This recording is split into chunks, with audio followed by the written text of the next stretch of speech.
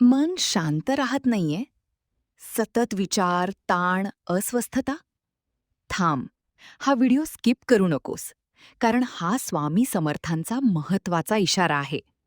आत्ता लगेच सबस्क्राईब कर. हो, आत्ता.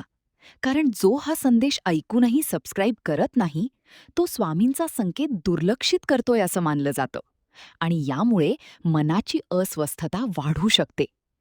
तुला माहितीये का, मन शांत का राहत नाही? कारण आपण दिवसभर नकारात्मक विचारांनी मन भरत असतो.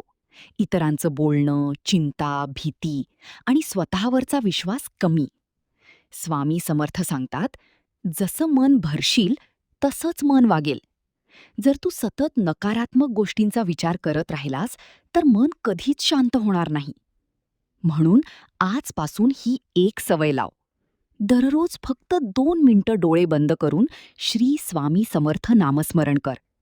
मोबाईलपासून थोडं दूर राहा आणि स्वतःला सकारात्मक विचार दे.